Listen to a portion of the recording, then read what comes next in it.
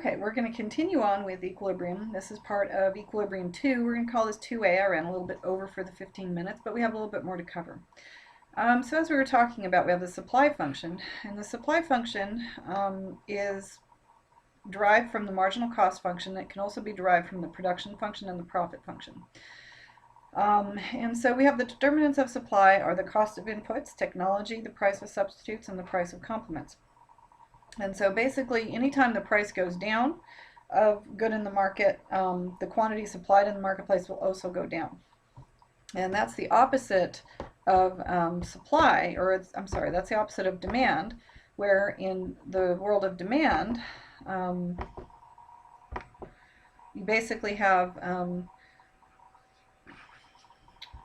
and so the world of demand, what you have is that anytime the price increases, you have an increase in the amount supplied in the marketplace. And so, so what we have here is that when the price falls, there's more demanded in the marketplace, and that's reflected as if, so we're here, so let's say we're right here, and we see that the price goes from this initial level of P naught. So we go from our initial level right here of P star naught, and if price falls, let's say price falls to this level right here, P1, what we'll see is that we move down along this demand curve to the new price. And so that's called the law of demand. They're inversely related. Supply, on the other hand, they're not inversely related. They're directly related. So that is to say that as the price falls, the quantity supplied is also going to fall.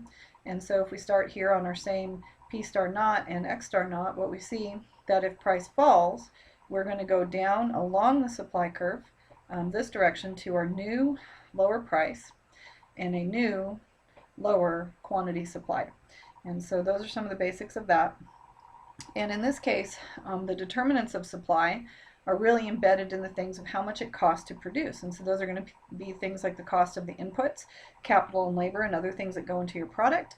The prices of other goods related to the market that you sell in, and technology and things like government policy. So, and income from consumers and lots of other things can go into this, but the basic determinants of supply are going to be the cost of your inputs, the prices of other goods in related markets, whether substitutes or complements to your own good, and then technology and government policy.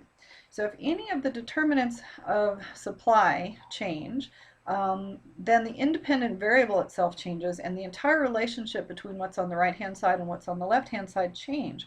And so that's reflected as a shift of the entire curve. And so that for every price that you have here, you have an entirely new curve here. And so that's called a shift in supply.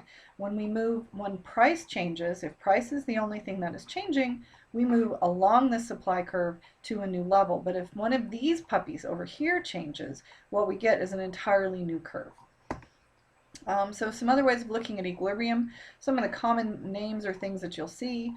We can look at a demand curve, and some of the other names that a demand curve might go by are marginal benefit or marginal willingness to pay. And so those are going to be downward sloping, because again, just like we talked about last time, these are our benefit curves. We have the same thing with our willingness to pay, which can also be looked at a marginal cost, which can also be described as a supply function. These ones are usually some type of upward sloping in economics. And equilibrium is where we bring the entire set of things together. And this is what we call, for most of the analysis that we do, this is what we look at in terms of the market. So the market has a supply or a marginal cost function, and it has a demand or a marginal benefit function. And what we want to look at is what happens when we interact demand and supply. And so we'll have some initial equilibrium point here. So if this is price and this is quantity of some good X, and this is the price of X, we'll have some initial level of something in the marketplace in terms of how much we demand and how much is demanded and supplied. And where those two intersect are where we have the best allocation of resources. And these are just some different ways of looking at it. So when we get into an equilibrium situation or a market, as it were, what we're doing is we're combining what we call that sort of law of demand, which, as I mentioned, is an inverse relationship. So if price rises, the quantity demanded is going to fall. Now, there's not so much a thing called the law of supply, but it's a pretty typical rule, and we use it just for purposes of being able to explain what we're talking about. Not so much that we see it a lot in the marketplace. But generally, when we see price rising, we'll also see quantity supplied also rising. And so in this case, we've got when the price rises, demand falls. If the price rises, supply rises. And that's because as prices rise, typically it becomes more profitable to produce, and so you're going to provide more to the marketplace. Now, in an equilibrium situation or market, what we're looking at is where demand is going to be equal to supply. And we're just going to state this, but we'll start going through some examples to hopefully explain this. Where we want to maximize the benefit to both the consumer and the producer, and we do that where demand is equal to supply or in equilibrium, and this maximizes the allocation of scarce resources. And when we have scarce resources, the best that we can do is allow the consumers and the producers to interact in a marketplace using price as what determines where things get allocated. And that's the basics of things that we've looked at in economics from Adam Smith forward. So, as I mentioned previously, price functions to make the market come into equilibrium. So price is that piece of information that allows consumers and producers to decide what to do. It provides information on scarcity and the availability of resources. It coordinates the actions of sellers and buyers in a passive kind of way. It just works in the background. Consumers do what they do, producers do what they do. They come together and that price tells them whether or not they want to do it. If it's greater than their willingness to accept and it's less than their willingness to pay, the trade is made. And that's basically how a market functions. So price allows consumers and producers to decide how much they want to allocate resources for their own highest benefit. And that's why it provides the best use of resources to society when price serves as a proper signal to what people want to do. And if the price gives them the information that they need, this can lead to a good allocation for society. So that's sort of the principle of market economics.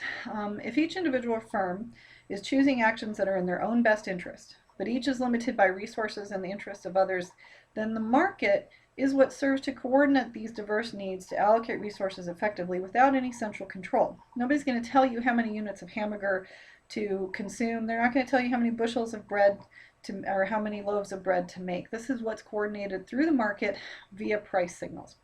So price is the mechanism that allows the market to function, and it coordinates all the actions of all the individuals to produce a socially good outcome. And it's kind of like, if you would think about it in some ways, if we think about traffic, that when we have a lot of heavy traffic, for example, we use things like traffic signals. And what do the traffic signals tell us to do? If it's green, we go. If it's red, we stop.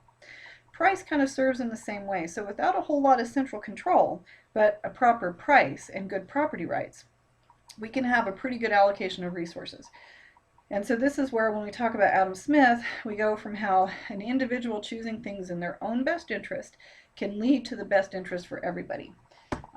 So one of my favorite quotes from Adam Smith in The Wealth of Nations: "It is not from the benevolence of the butcher, baker, or brewer that we expect our dinner, but from a view to their own self-interest."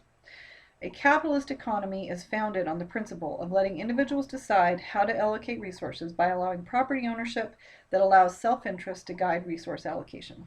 And that's sort of the fundamental view of economics, and something, when we get lost in some of the details of the mathematics, it's good to remember that what we're really looking at is how price functions to look at how price functions to allow individuals to make the best choices for themselves.